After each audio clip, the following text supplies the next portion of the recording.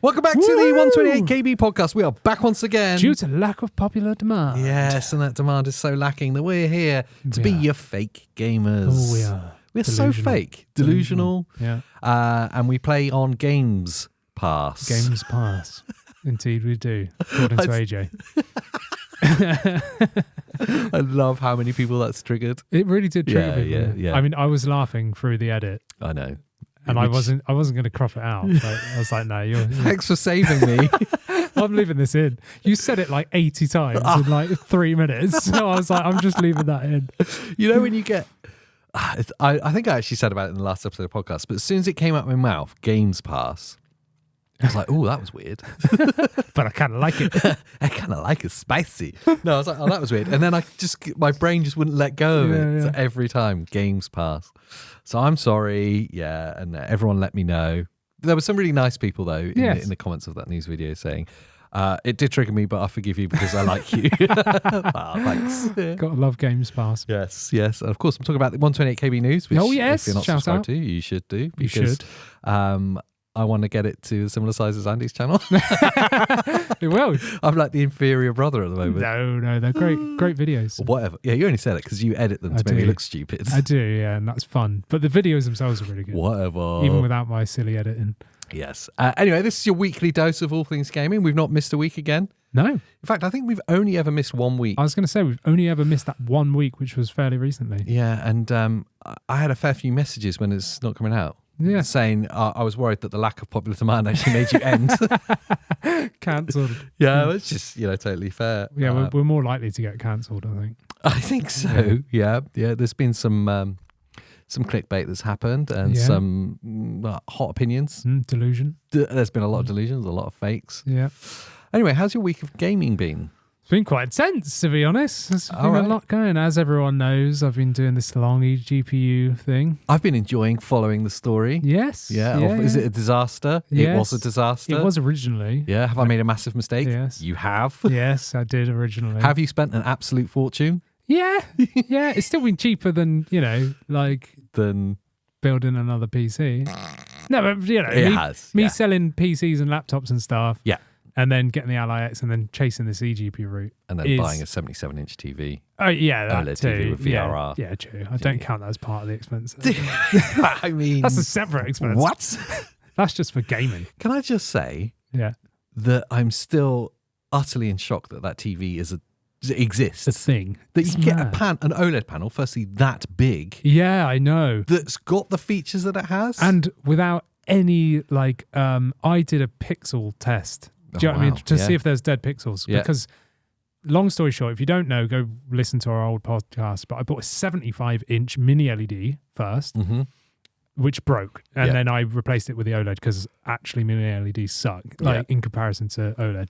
But when I did a pixel test on that mini LED, there was a cluster of dead pixels. But not enough for me to care. Yeah. The screen's so big and we're quite far away. I was like, if I don't tell anyone, you'll never notice. When are you sat on a blank, solid... Yeah. Do you know what I mean? And when they're dead as in just black? Yeah. They're just black. Right, yeah. So when there's moving images, you can't see it.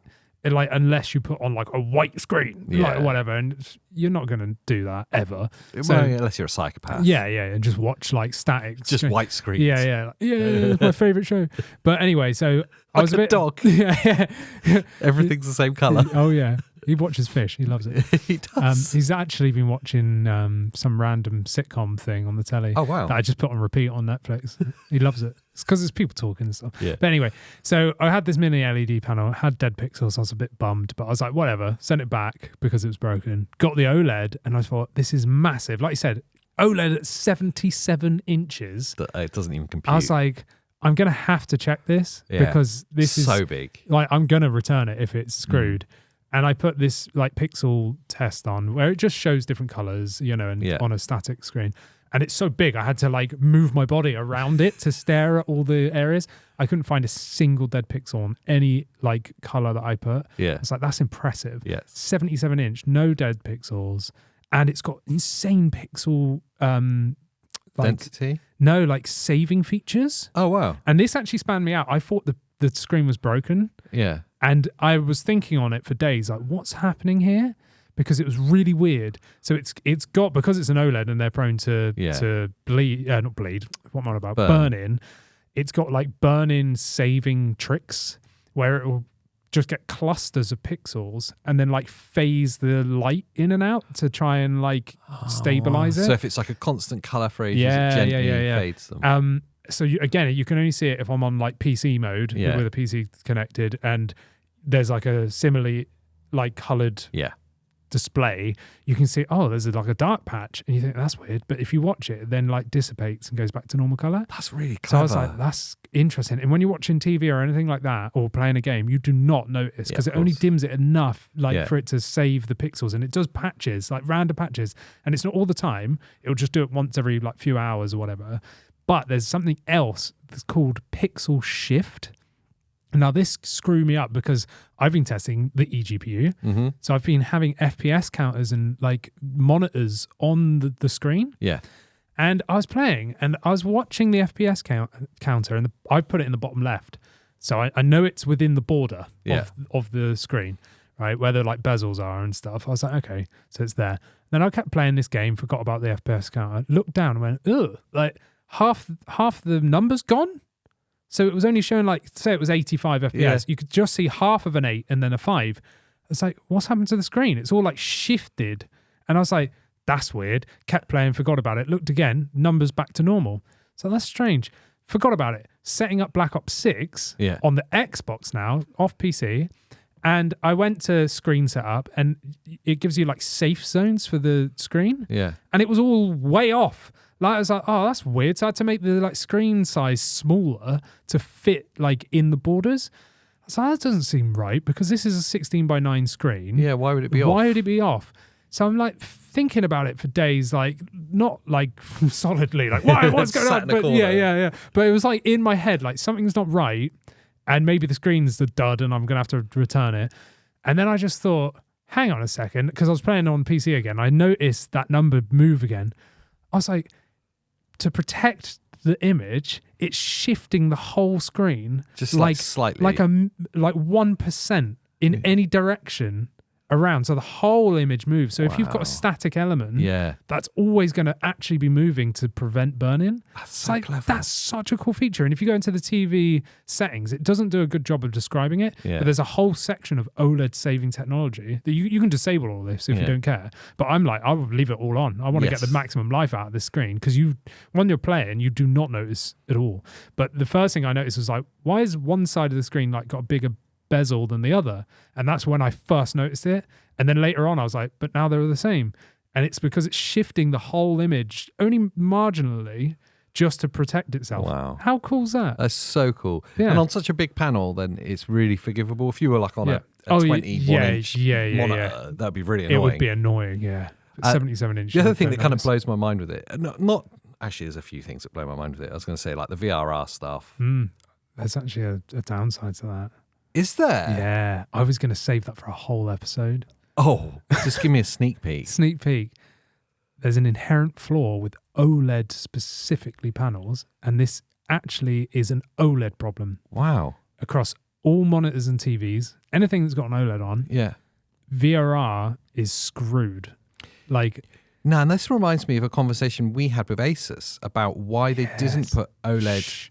I wanted to do the whole video. I wanted to title the video. I haven't even discussed this with you. Okay, right? this is exciting. The real reason. We're letting them into how we make videos now. It's good, The real reason Asus didn't put an OLED in the Ally X. Oh, spicy. That's what I wanted to do. Oh, save it then, okay? You're going to have to subscribe somewhere. Yes. Yeah. No, seriously, it's a genuine issue that I've been tackling with this TV. Interesting. And to let Can I just guess? Is it artifacting? No. Oh. I suppose you could call it that, but it's flickering. So VRR flickering. I'm not going to say anything more than that because I wanted to a deep dive. Yeah, no, video okay. in it. That's really interesting. Yeah. Okay, so that doesn't impress me anymore.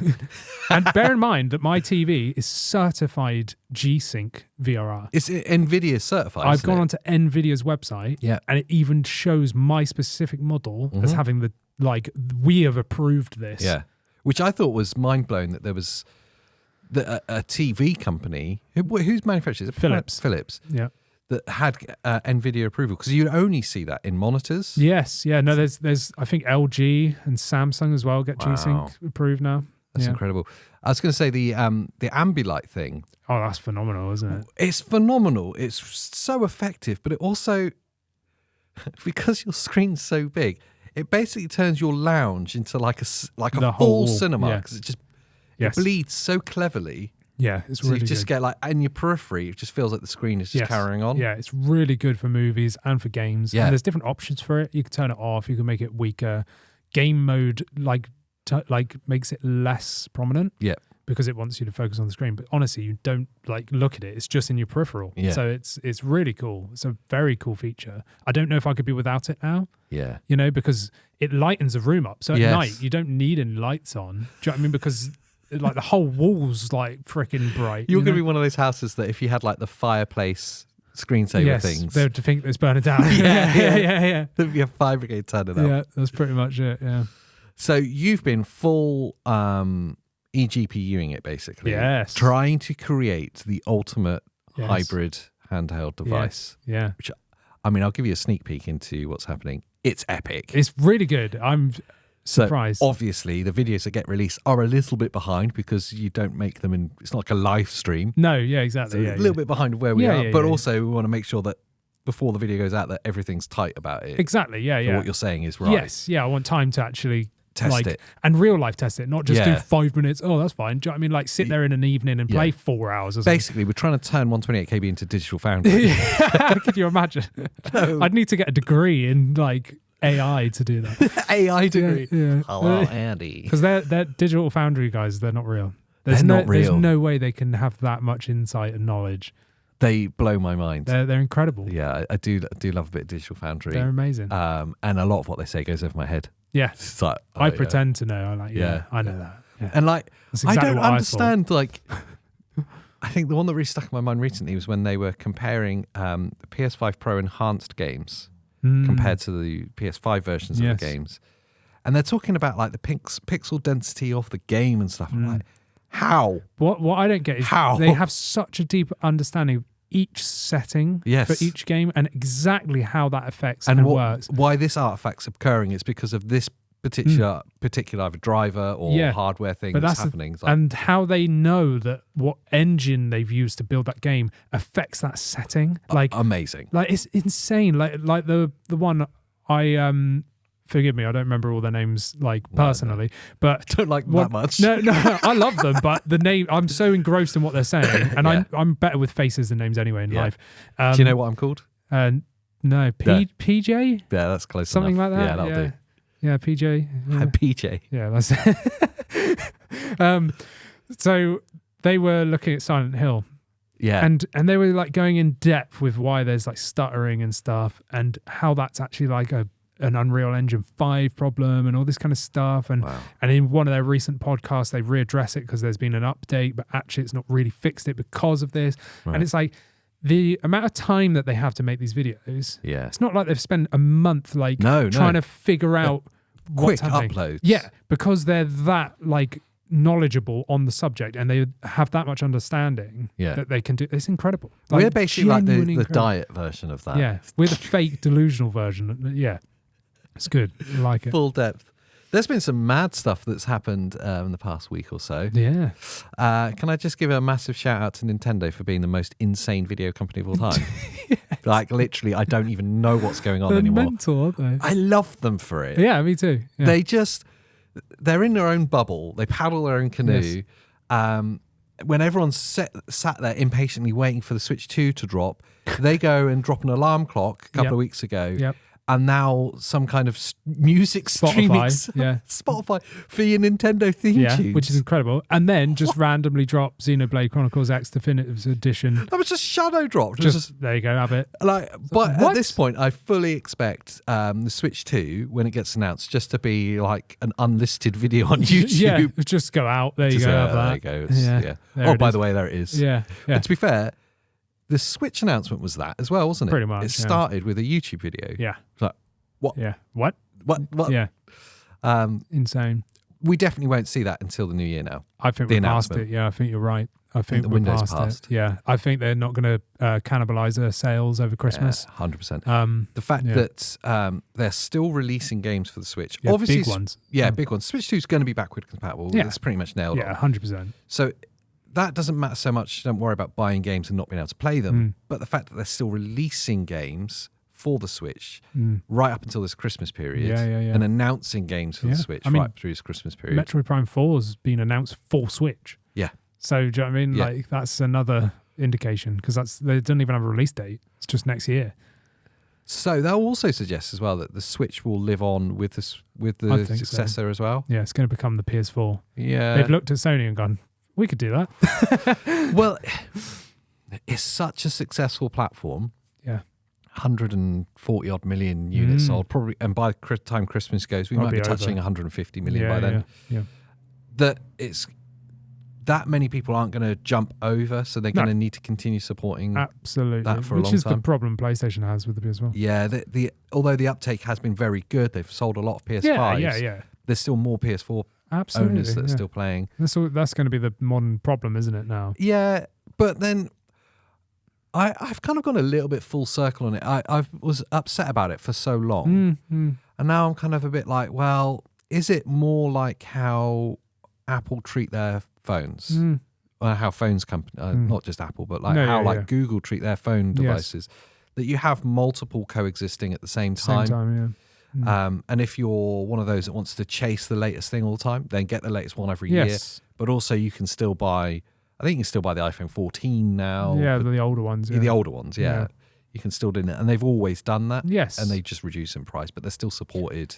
Yeah, I think we'll get that with the Switch 2. Yeah. But I think there will be like Switch 2 only games. Yes, I think so. Just like on PS5.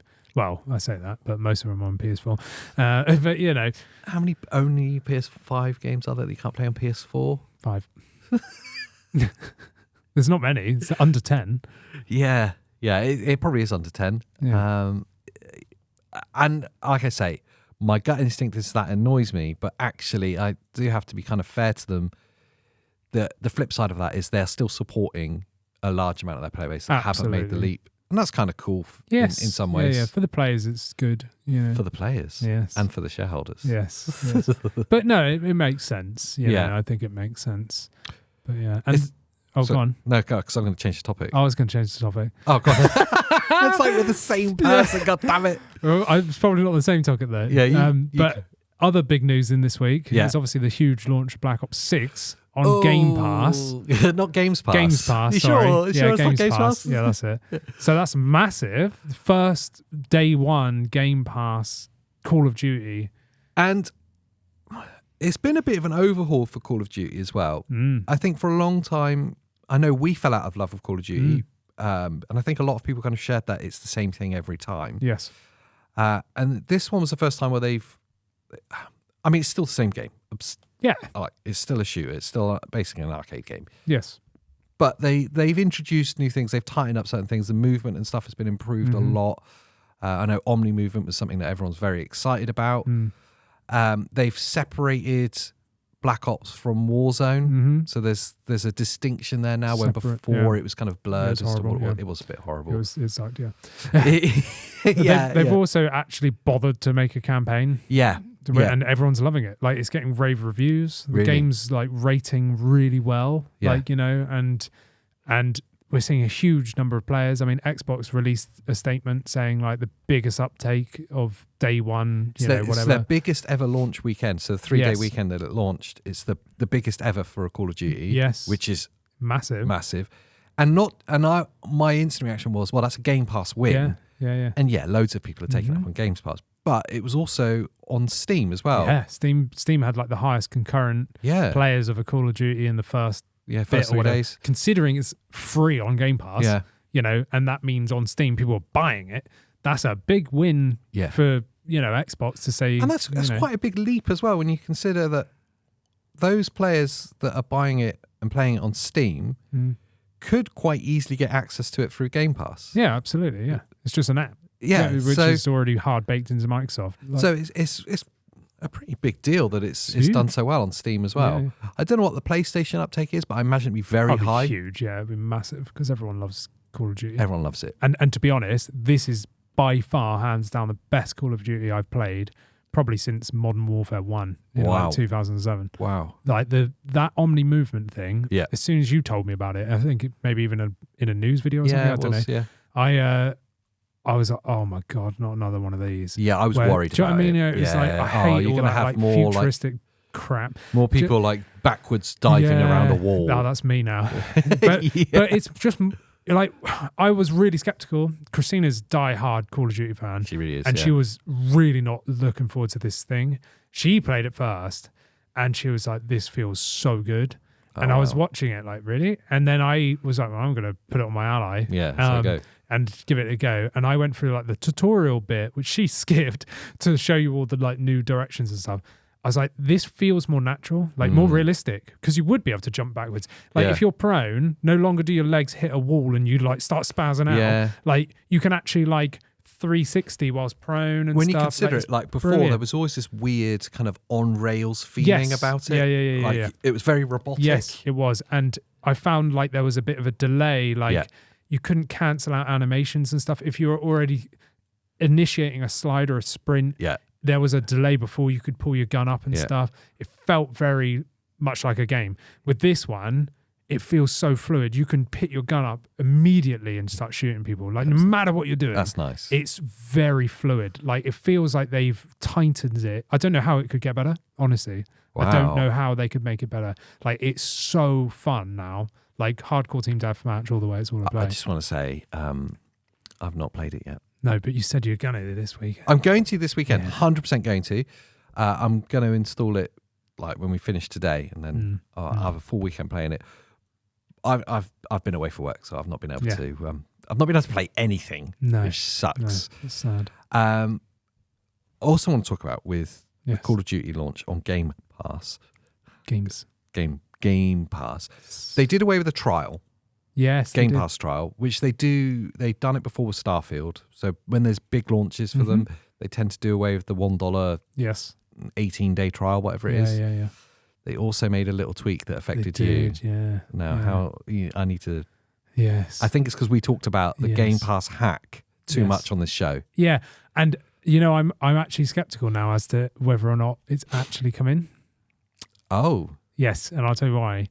So, when we tried to play Call of Duty, Christina had it on the Xbox. Yes. I downloaded it on here. So let's play together. Yeah. Now, as viewers know, and hopefully Microsoft don't know, you can play on one Game Pass account, one paid account, both on Xbox and PC across 2 accounts. Yeah. So it's a bit of a workaround. So if there's 2 of you in the same house, you can share a Game Pass. The Xbox is my primary console. Yeah. Christina just happens to play on my Xbox, so she can leech my Game Pass. I wouldn't be able to play on Xbox at the same time because you can't do that. Do you know what I mean? But if she was playing on Xbox, she's pulling my Game Pass, but I can play on PC on my Game Pass at the same time. You know, that's always been the loophole. So I've only ever paid for one Game Pass account, even though there's 2 of us that play together, right? Went to load up Call of Duty and it went, nope, someone's already signed into your account. And I clicked, all right, sign him out. And then Christina's game stopped. It booted her out. She was not happy because she was already in a game. I was like, sorry. So I was like, oh no, tried it again. Said, no, someone else is on your account. I was like, oh no, they've got through this loophole. Yeah. Until I realised, at that point, I just went and bought her Game Pass, right? Yeah. So I bought her like 6 months or whatever. I was like, there you go, have it. Then I realised she's now playing on my Xbox Elite controller. And that signs me in. That's profiled. Yeah. It signs me in. Even though she goes up and switches account, she's not signing out my account. Yes. So I'm actually currently signed in on the Xbox, even though she's like signed in on the top. Is it cheaper to buy her an Elite controller or Game Pass? Well, Elite controller will last longer. Do you know what I mean? But Game Pass, I mean, it depends where you get it from. My uncle in Algeria. Argentina. That's it. Yeah. He went on vacation. Is that CD Keys? Yeah. Wow. Yes. Uncle CD. Yeah, he's a bit seedy. Yeah. And so he bought it for her. Yeah. He bought her some early months. Christmas present. Yeah. That's really kind of him. Yeah. That's really good. Yeah. Oh, wow. So, but obviously he didn't know that he's buying it in Argentina for someone in the UK. No, but we can all make that mistake. Yeah, and it was only about 25 quid for like 3 months or something. Wow, so it's very kind of him. It is. So unfortunately, I don't actually know whether or not they've fixed the loophole or not, because I've now paid for a Game Pass. And I bet it screws up in the future now. Yeah, maybe. I bet like when her subscription ends, it was like your subscription's ended. Yeah, maybe. But annoyingly, I can't test it anymore. That's a shame. I thought they'd got around it, but it sounds like that it may have just been a mess up on your part. It might be a mess up on my part, but the Elite controller is so much better, because she was complaining about her base bog standard controller. Yeah. I was like, just use my Elite, try it out. She was like, no, I'm not going to like it. Is the polling rate different on them? No, it's still Bluetooth, isn't it? Yeah, well, it's the Xbox connection thing, whatever they use. The proprietary. It's the same thing. I don't know what it is. I guess it's like some sort of 4 gigahertz connection or something. Yeah. I don't know how Xbox works, but I forced her to use it. I just try this controller. She started playing. She was like, "This is so much better." Like, yeah, they are better. It is so much better. I still want the custom one, Cypher one. I'm gonna buy one. Yeah, the Cypher ones are lovely. Gonna buy one. 1980s vibes to them all over. Yes. That's actually interesting, because last night on the channel members Discord, join up if you're not open to channel members. It's 99p. You know. I think it was Jane, one of the members anyway, it was either Jane or Lucy, was putting out a message that said, what things give you gaming nostalgia? Nice. I was like, that's a nice conversation. And the Cypher controllers give me nostalgia. Because of the transparent. Yeah, they give me colorways. Mega Drive vibes. Yeah, really? Yeah. You know, you could buy like really weird, janky aftermarket controllers. Third-party controllers. Yeah. They were always like crazy colours and stuff that broke in like a day. Yeah. And that had turbo mode and no one knew what it was. Always had turbo mode. And you'd always accidentally enable it and go, my controller's broken. But it wasn't. It was just turbos. I had one that... do you remember on the Mega Drive or the Genesis controller, you had it's a membrane D-pad. Yeah.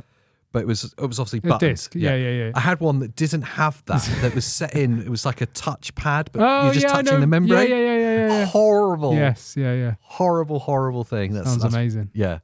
So, what things give you gaming nostalgia? Because I've got some good ones that came up in that. Oh right. Discord. Well, definitely transparent. You know, I'm thinking N64s. Yes. Oh, Game Boys. Game Boy. You know, stuff like that. Game Boy Advance specifically.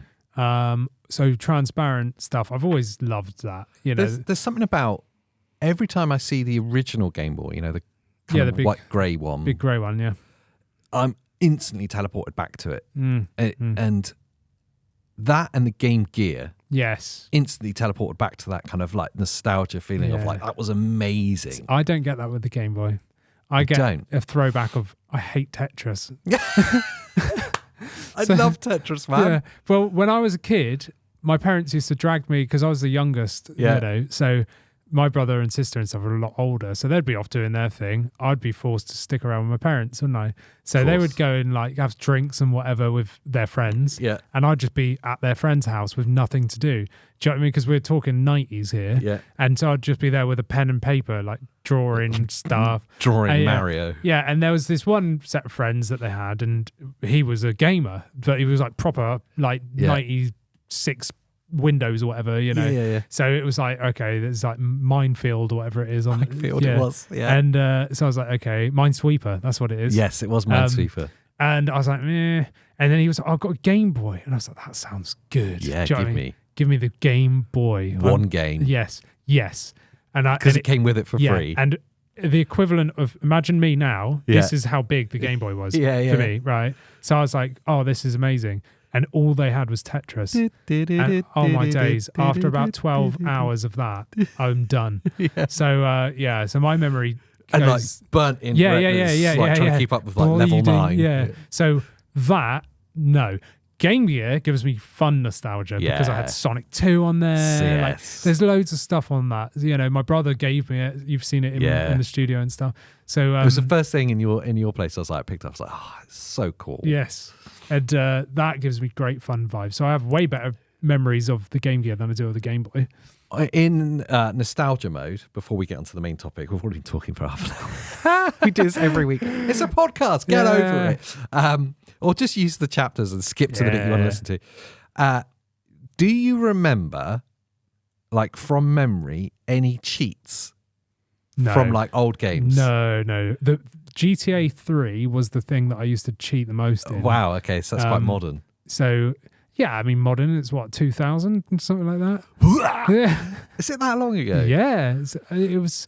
It just come off the back of GTA 2, which was top down.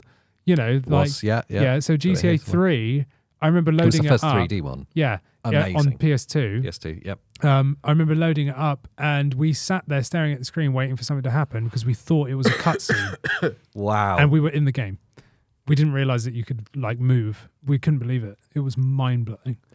So we spent hundreds of hours playing that.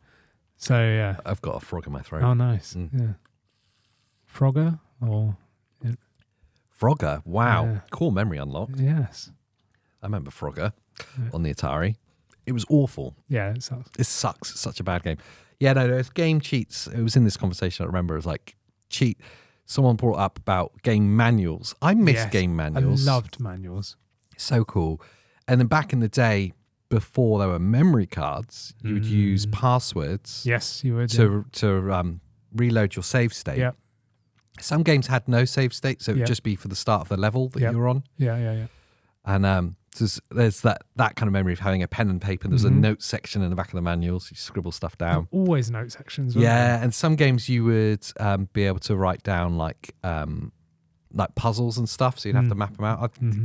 I think like Metroidvanias would have been a part of that as well, 100%. like noting down where you're going and stuff. Absolutely, yeah.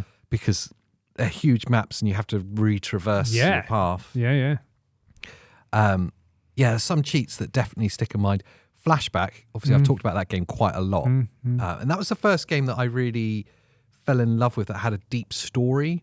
Yes. Everything else up to then was just kind of an arcade vibe to it, like Sonic type games. Yeah. But Flashback had a story, it had cutscenes, like cinematics that were well ahead of its time. Yes. But there was a glitch in the game that you could exploit. I remember you telling me about this. You could run through walls. Yes, yeah. So that really sticks in my mind. You put your back to the wall, you hold sprint, and then quickly turn around and carry on sprinting, and you'll clip through the wall. Yeah. And on the very last level of Flashback, you start at where you end, but it's a locked door. Yes. The door only unlocks right at the end. Yeah. So you've got to go through this whole level, fight everything, do a boss. You set off a nuclear bomb. Yeah. And you have to get back up before the bomb goes off and the door's unlocked. Spoilers. Yeah.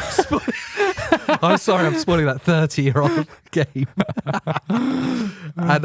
But if you do this exploit, you can clip through the closed door. And just end it. And it triggers the ending of the game. It's like amazing. That really burns into my head. And also the level select cheat for Sonic 1 on Mega Drive. Up, down, left, right. Hold A and start. Nice. Choose any level, which go. Obviously we did all the time because we weren't good enough to get through the game. That's the thing, wasn't it? But yeah, cheats were like a big thing. You know, they were. You don't really see them much anymore, do you? It's not really much need for cheats. No, I guess not. Or they're just paid behind a paywall. I think GTA 5 still had cheats, didn't it? Yeah. But I mean, that's almost 10 years old now. Yeah. It is 10 years old now. It is 10 years. It's probably older than 10 years, isn't it? Was it 2013? So we got Nintendo Spotify before GTA 6. Yeah, that's what the joke is online. Is it really? Yeah. I can't believe we got this before GTA 6. Yeah. How do you feel about the Nintendo Spotify thing? I think it's really good. Loads of people love official Nintendo music. Yeah. And like their favourite games or whatever. And there's like huge pieces that are on there. There is. Amazing like bits of music. And then... Is it okay that I love the Mario Kart 8 music? Is it? Yeah. Is it 8 Deluxe? Might be. What's on the Switch? Yeah, the 8.5 Deluxe, yeah. 8.5. It's not. That's you. Oh, 8.5 is my reference to the expansion pack. Yeah. The Mario Kart 8 music is epic. It's really good. It's proper like yacht rock. Yeah. But all of that is on there. Like everything's on there. Yeah.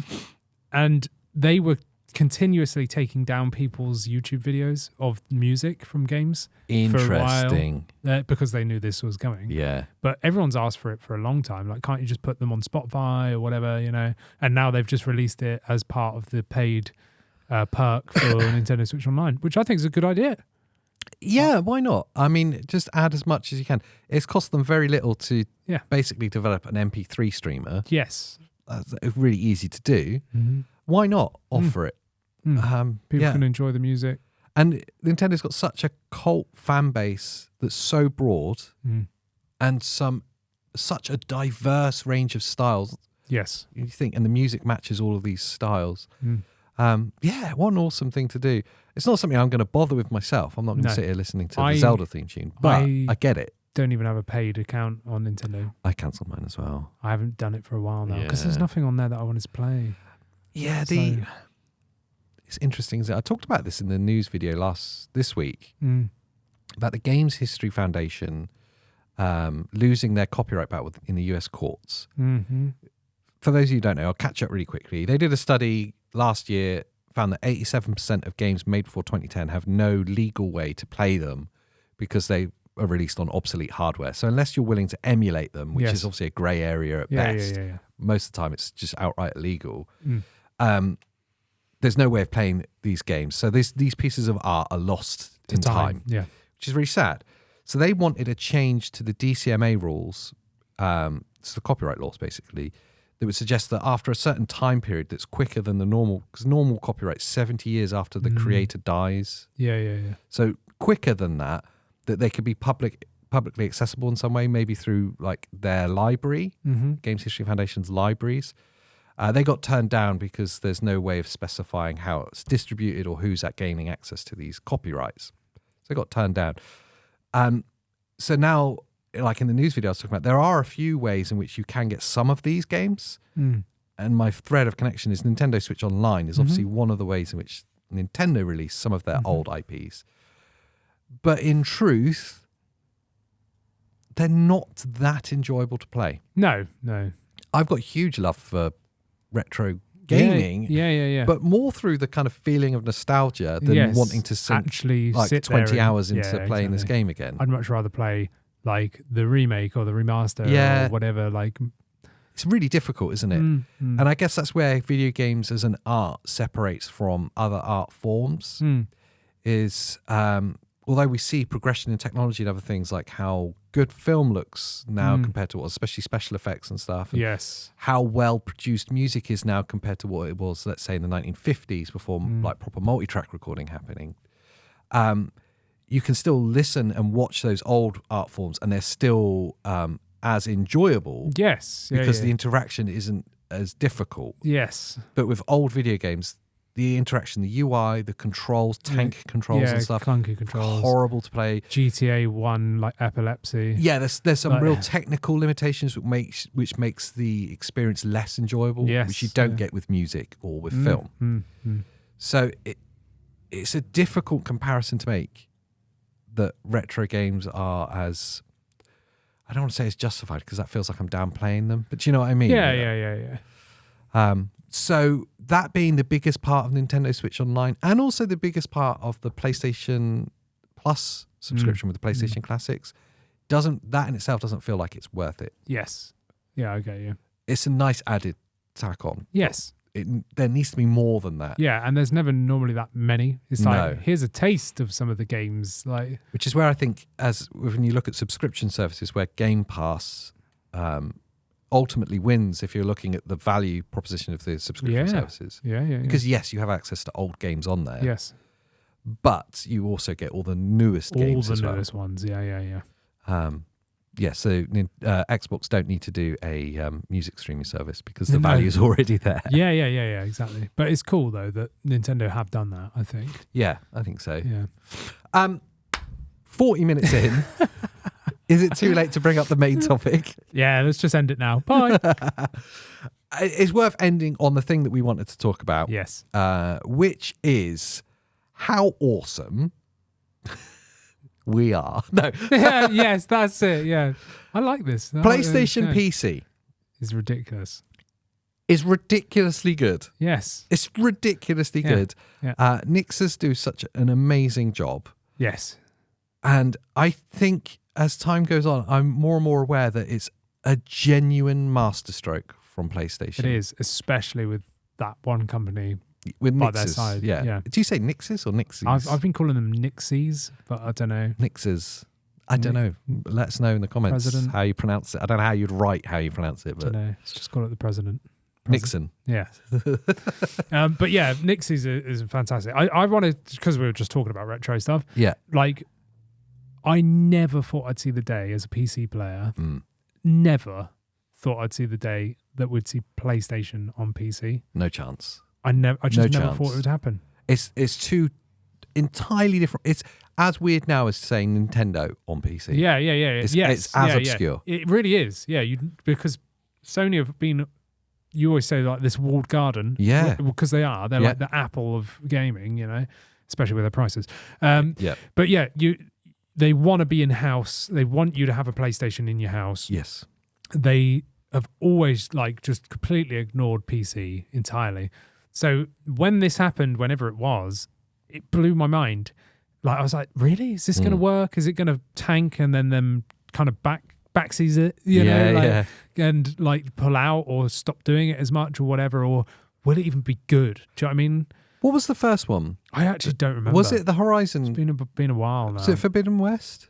Zero Dawn? I don't remember.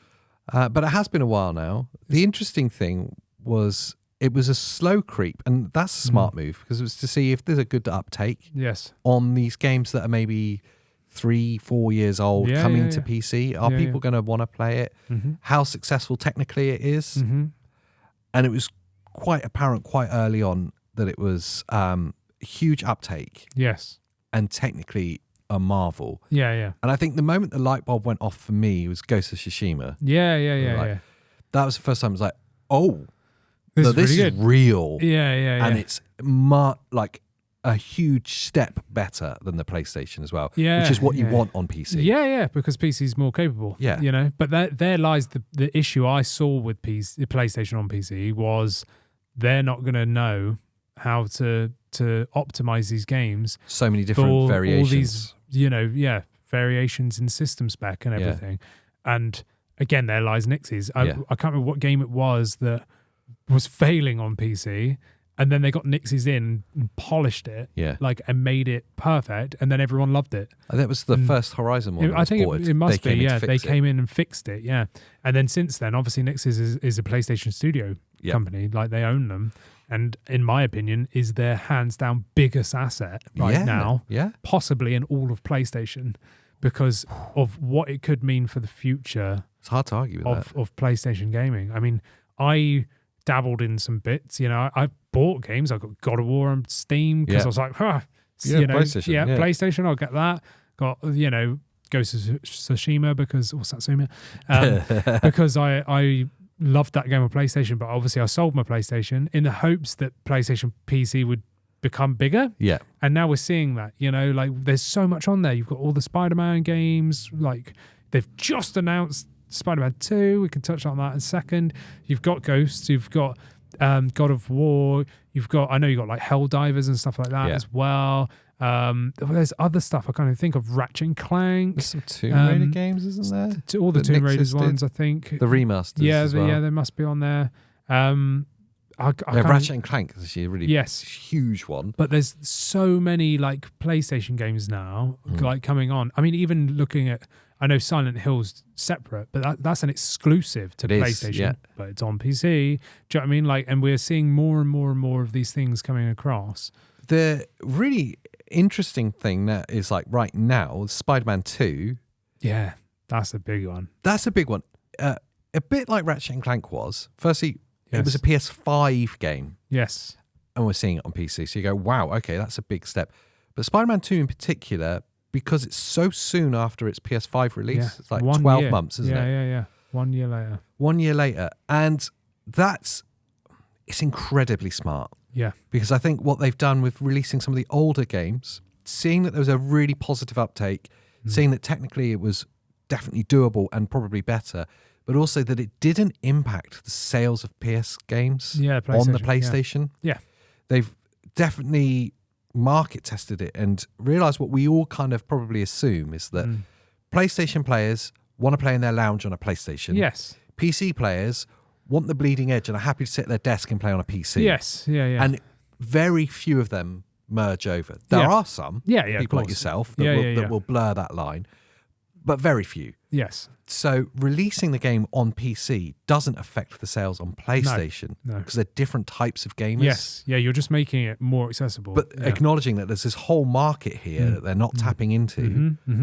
And excitingly for us nerds, the small percent, you get to see these games so technically advanced that it makes the PlayStation kind of look like a Switch in some instances. Yeah. Especially with the work that Nixxes have done to make them so polished. There's no jank. Like, you know, you load up some of these games and you're like expecting them not to be very good because they're on PC. Yeah. Like, because you think, oh, well, Sony's probably like botched it so that you go and buy a PlayStation. Yes. Do you know what I mean? But no, Nixxes have come into the rescue and just polished it like beautifully. Spider-Man 2 is an utter marvel on PC.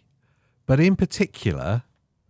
Oh, Miles Morales you're thinking of. Oh, sorry, Miles Morales, yes. So it's one of the slightly older titles, but it's incredible. Incredible. Yeah. Ghost of Tsushima. Yes. Equally. Yeah.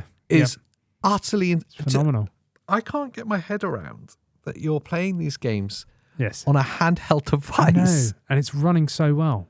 It just looks great. It's running so well. Mad. Like decent frame rates. That's the thing. Because Nixxes have gone in and put in all the like upscaling tech. Yeah. You know, put in frame gen and all that stuff. You know, whether that's AMD software based or DLSS, which hardware based, it's there. You know, you've got the upscalers there. You've got DLSS. You've got FSR. You've got all the other stuff that you want in there, so you can really tailor it in. They've added all the options for graphical settings. It's not just performance mode. Do you know what I mean? Like, they've actually gone in and made it a PC game. Yeah. And made it good, you know? Do you think that a big part of their thinking of releasing the game so quickly now, or speeding that up, is realizing that the handheld market is becoming so popular? I don't think that's... Or is it just the PC market in general? I think they're just tapping PC market in general. It just so happens that all these technologies that benefit any PC happen to benefit the handheld really well, like the upscalers and stuff. I think Sony's push into PC is to fight against Game Pass.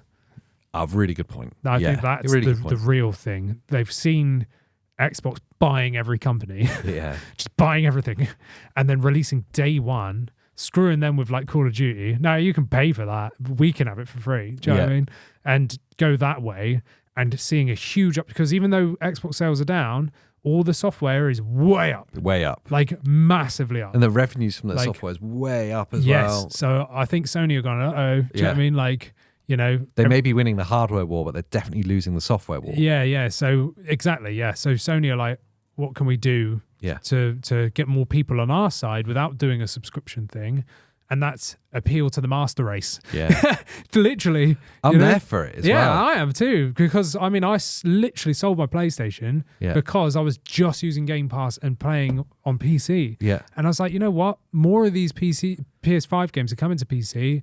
I'm just going to have faith that more are going to come. Yeah. And I'll just sell the PlayStation until there's stuff that I really want. And now, with Spider-Man 2, 12 months and it's there.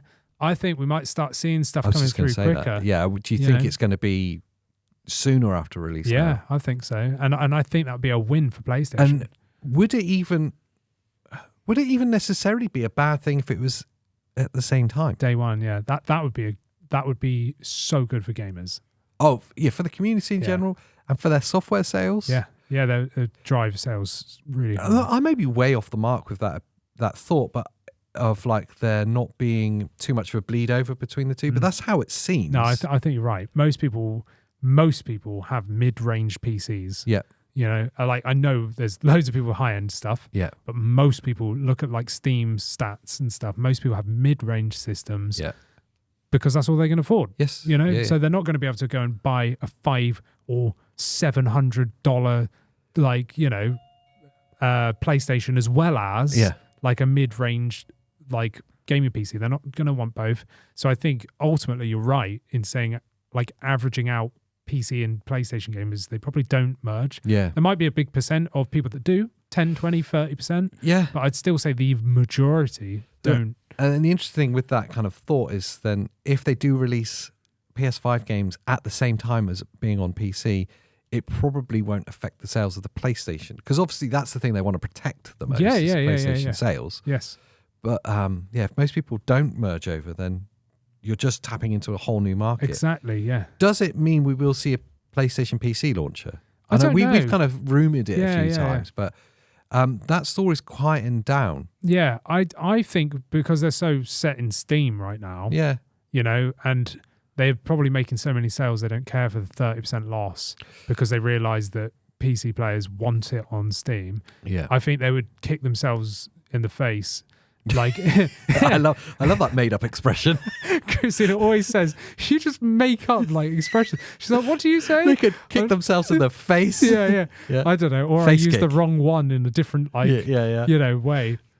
But anyway, if they break their own legs with their own heads, then I think they would do themselves a disservice by pulling out of Steam and going solely on a PlayStation launcher, where they would do what they do on PlayStation that they keep getting sued for of overcharging games. Very true. Whereas on Steam, they're then dictated, like they're kind of held to ransom to fair pricing and sales. And the other thing is, PlayStation are guilty of not listening to communities and their audience that well.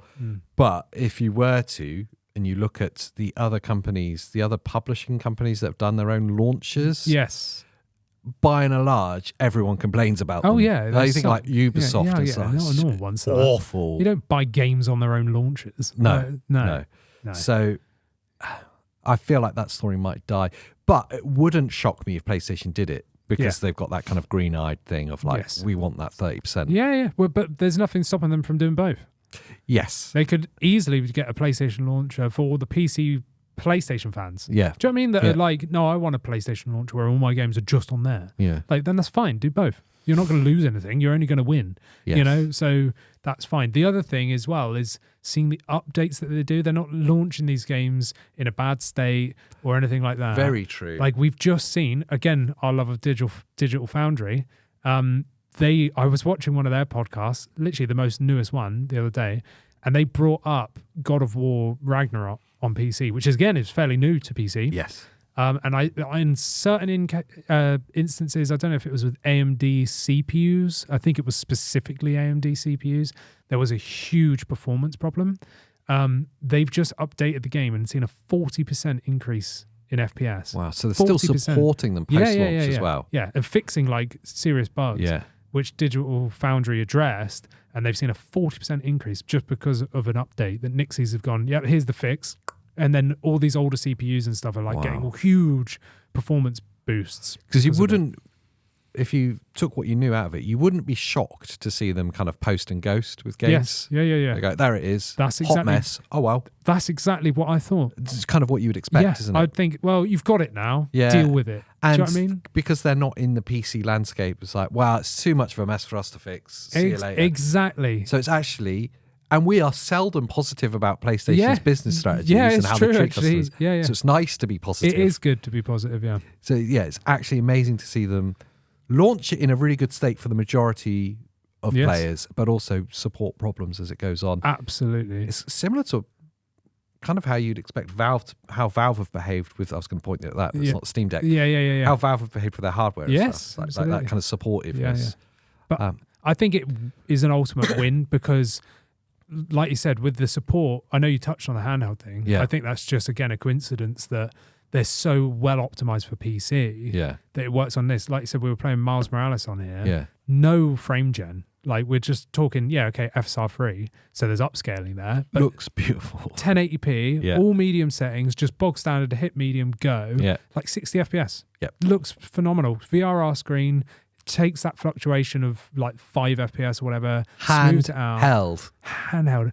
Like we went to Producer Pete and I said, do you want to see a PS5 handheld? Yes, exactly. And then I just started playing Spider-Man. He was like, are you streaming that? It's like, no. That's natively running on that. Yeah. And it is ridiculous. Like it's so good. And then the other thing that made me have more positivity for PlayStation again is just how freaking good the games are. Oh, like they're so good. And that's why I think this is such a good move for PC players. Yeah. And just for PlayStation, is putting these games that are so well polished and such a big AAA. This is what like Ubisoft are trying to become and just failing. Yeah. Like if Ubisoft are AAA, then like Sony like original games like this are like 7 times A. Yeah. Do you know what I mean? Yeah. Like whatever that would be.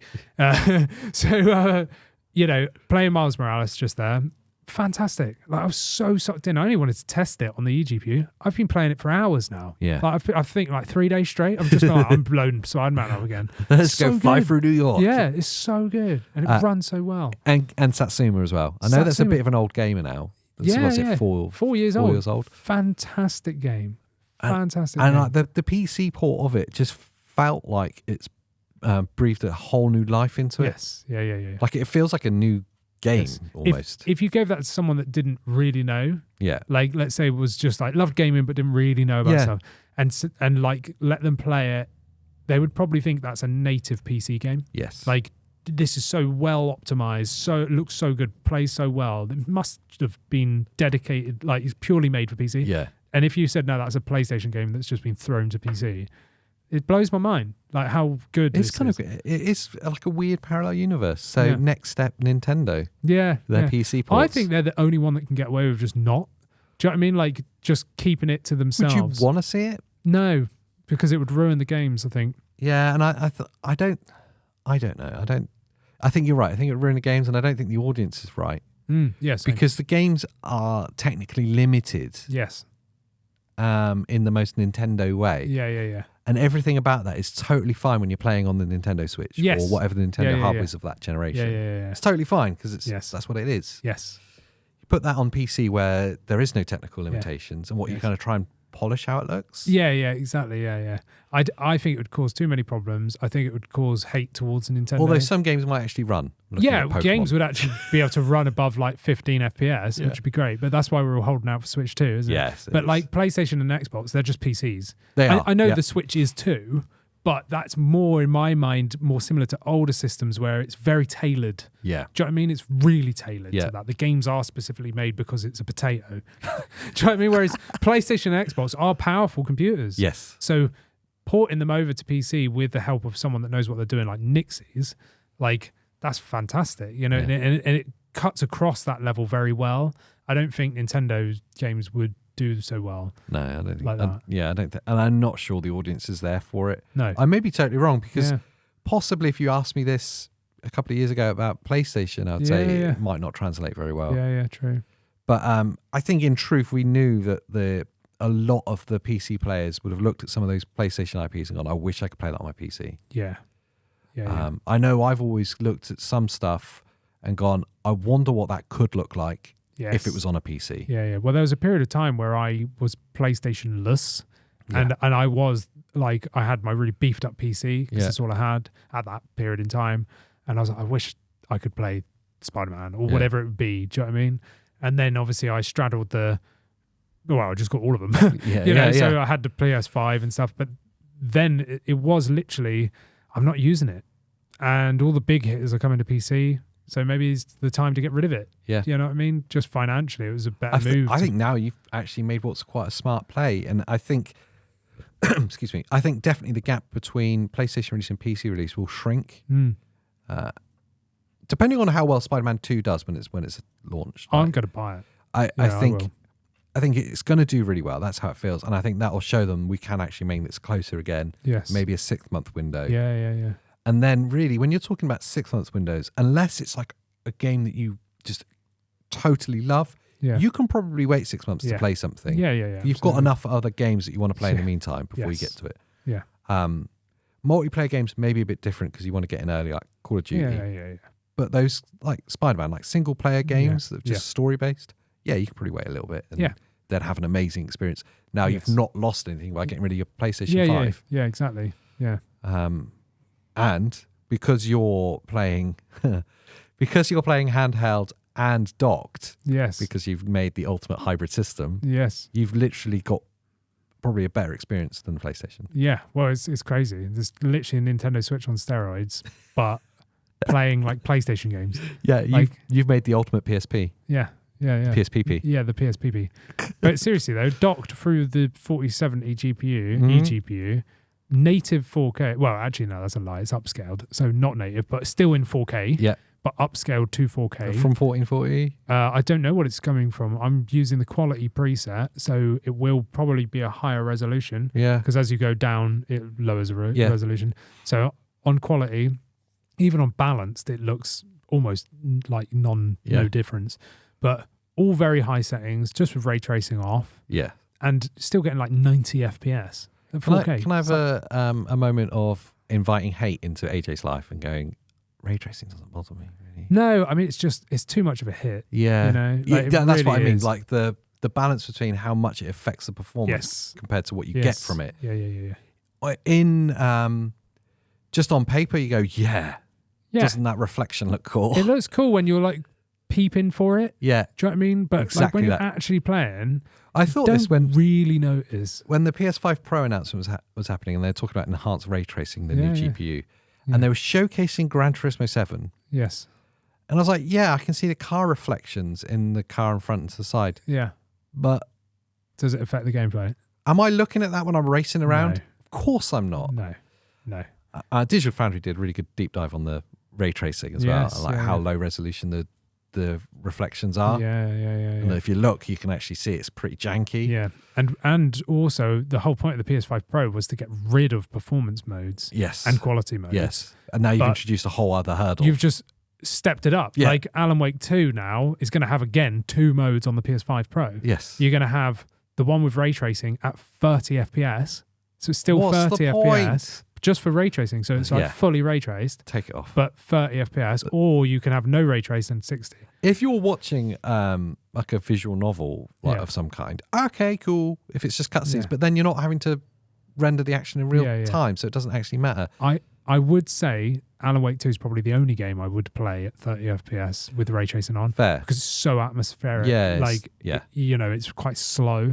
Like, so it's more cinematic. So being slow, it doesn't matter. Yeah, exactly. So it's kind of cool. Yeah. But like Spider-Man, when I'm swinging past freaking towers, you're not looking at the window reflections. Yeah, wow, I can see myself. Yeah, exactly. Nah, I don't care. Do you know what I mean? So I'd rather get the performance bump. Like with ray tracing on all of it, like shadows and reflections, because it's all separate. So this is like balls to the wall. Yeah. 4K, same settings, all very high, but all the ray tracing on.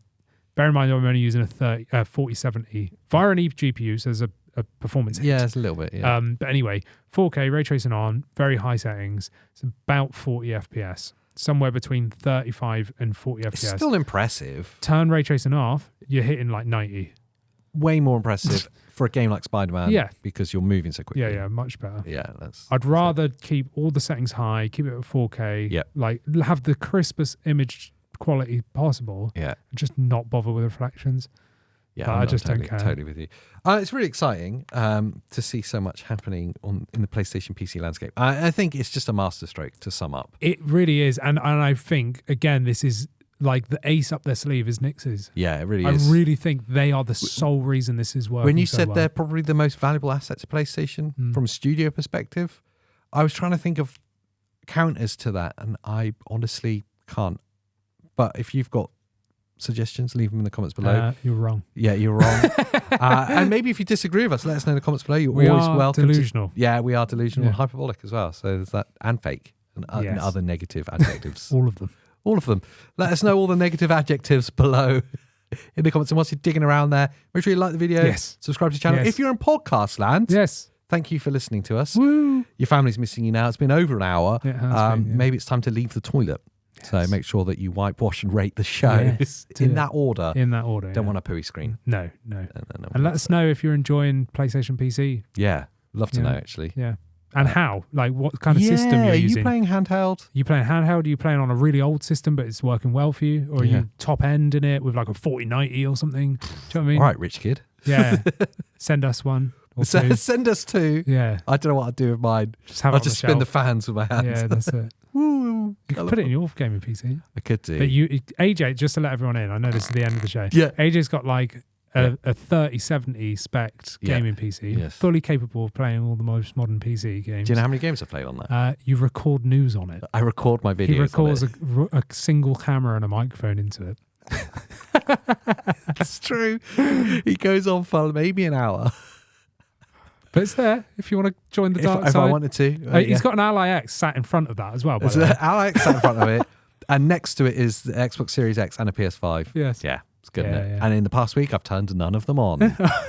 Yeah, but you've been busy doing other stuff. This weekend, it's all about gaming. Yes. All about gaming. Anyway, that's enough from us for this week. We hope you have a lovely week. Thanks for being here with us. We've enjoyed it. And I guess until next time, maybe watch another video from us. Maybe Andy talking about his eGPU problems. Yes. Right there.